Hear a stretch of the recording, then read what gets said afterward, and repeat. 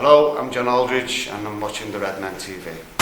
Anyway, we'll move on. Obviously, Liverpool have got playing Arsenal on Wednesday, which throws our schedule right up in the air. So we're going to talk a little bit about it now.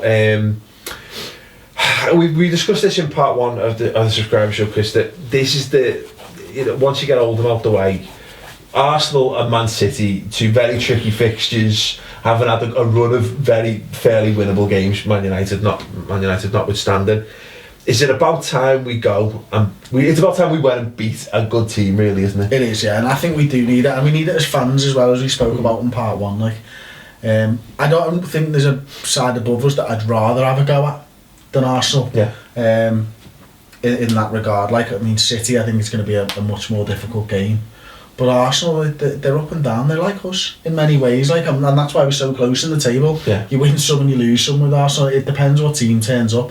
Them signing Theo Walcott onto a contract's going to have a big thing. Yeah, big to play with the second half of their season. That Giroud, I don't rate him at all. Oh, he's just here marshalled him.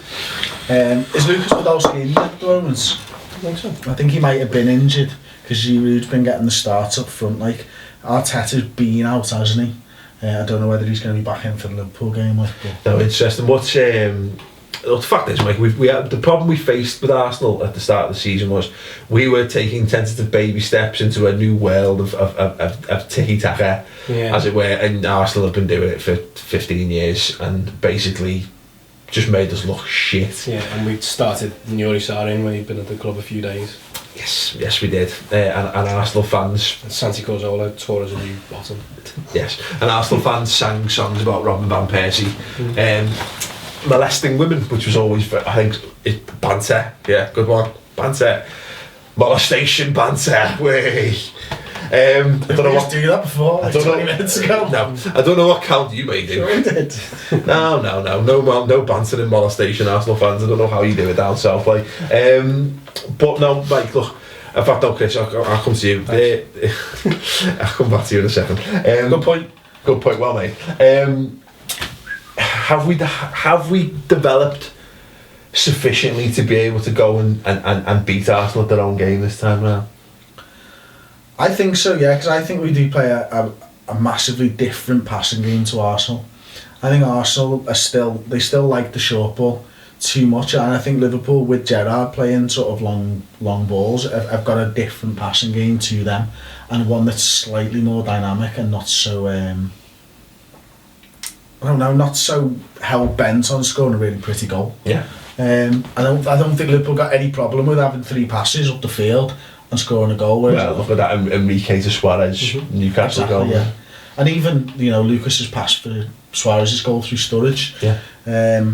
So the world's most nonchalant step over Sturridge, it puts you to shame on the old nonchalant step overs. Yeah, a bit faster though. No, yeah, I think you're right. I think Arsenal have tried though to be. I mean, from my interpretation of what I saw at the start of the season, Mike, the players they brought in, they've attempted to try and be more direct. Because of that, has been a major limitation of Arsene Wenger's side. As you see at times, I don't watch a great deal of Arsenal. I'll hold my hand up on that. But the typical Arsenal was, as Chris says, trying to score the perfect goal, and then ultimately you'd end up just playing the ball left to right along the edge of the 18-yard box. Their idea was to sign players who maybe just took a step away and to go directly to goal, but it's not quite worked out because look at them. The fact that we've had the shittest season ever, and we're on level points, albeit with them having a game in hand. I think it speaks volumes. Yeah, I think it does. I think Arsenal, I think they're in a bit of a transition period themselves. I think that Wenger's trying to move away from that Arsenal style of football where they pass you to death. Which is worrying that we're just developing it, and the team have mastered it for 10 years ago. I don't really want the players for it anymore. Yeah. I think losing Fabregas and losing Nasri killed it for them last season. Yeah. Alright, Jack Wilshere can play that game, but he's more of a high energy, combative kind of midfielder, isn't he? Where he's up and down, he's all out, You think he's trying to make his style a little bit more English? Yeah, I think he is. He's got a lot more English players in there as well. I think he's trying to build his team around Jack Wilshere now. As you would. Yeah, as you would, and play to his strengths. And he's got Arteta in there when he's fit to complement him as the holder. They're very up and down. The players who were doing really well at the beginning of the season have kind of faded away a little bit. Santi Cazorla, who I rave about. I think he's a fantastic footballer. he's phenomenal, isn't he? But, what a player. And but I think the biggest thing for them is playing Walcott down the middle. Because it's a massive impact. I think he plays fine from the right for them. He does exactly what Sturridge and Suarez were doing, and he gets into space in the middle when that Giroud dropped off, especially at the weekend. Like he sort of hits the space at the right time, like, and his finishing at the weekend was fantastic for that fucking goal, like. But we shouldn't go into that game fearing Arsenal. We went to the United game showing them too much respect. Arsenal, we shouldn't. We should learn the mistake from the United game, go out there and play our game. Because Arsenal, you could take Arsenal. Yeah. Well, the point we made, it's another big pitch, the Emirates, isn't it? Do we, as you said, obviously, we should really attack it like we did second half against Man United rather than first half? Because if you give Arsenal time and space, Chris, they'll punish you. Yeah, they will do, and that's something that won't be lost in transition for Arsenal. No matter what personnel, they've got confidence in that side. They just shit defensively. I don't know if they don't practice or whatever, like. But I think Steve Bold had a fucking big argument with Arsene Wenger. They don't do any work on fucking anything defensively. Like, he's like, you've employed me as the fucking coach, and you just basically, I'm a T-boy. 5-a-shot. Yeah. And he's like, you're so...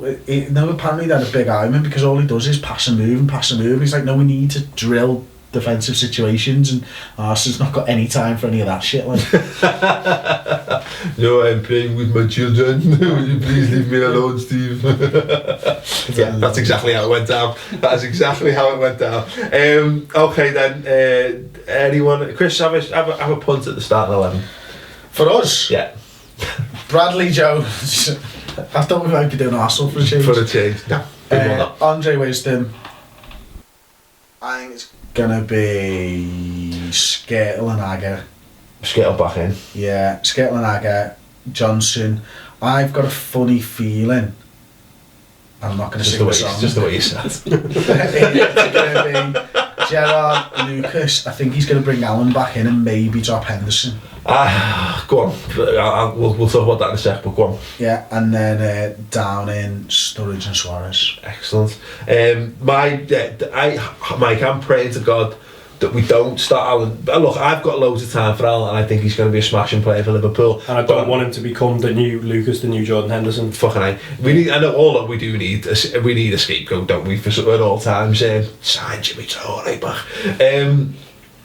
But what I'd like to think that we've learned our lesson from Man United in two ways, and it's two ways: you attack, you attack, you don't be timid, but also Jordan Henderson, you need energy in the midfield, and if you're going to put under pressure, Alan, Gerrard and Lucas don't do that pressing and high enough up the pitch for it to work successfully. No, and I think what you do is you then rely on Gerrard to be the furthest one up doing the pressing, and then he can't get back, whereas we've seen if he's in the sitting role with Lucas, you don't have to worry about that, whereas Henderson will do Gerrard's running for him in that area, which allows Gerrard to then dictate the game. Look, go back to 2005, 2006 under Rafa Benitez, we tactically I think we had enough to match Arsenal. What we always lacked was pace, and Arsenal have always had pace, and that's where they've always been able to cause us problems. And just, I think, putting as much pace in our side as possible, you need to be able to match Arsenal and then better them.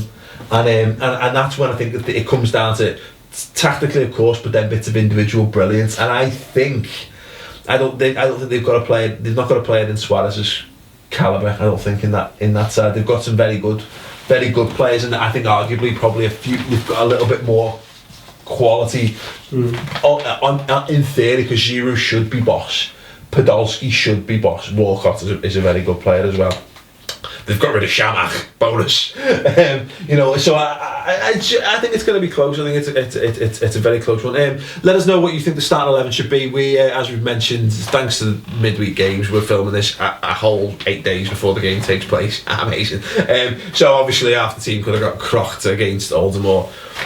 Slipped in the shower and broken. Or the world could have ended. Or the world could have ended if you have a Mayan persuasion or whatever. So let us know. They ran out, mate. So they're well done. Oh, they're long gone. All the Mayans died. There you go. So let us know what you think the starting 11's going to be. Score predictions, Mike.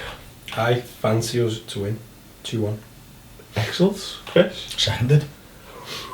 I always like to pad this bit out, as you well know by now.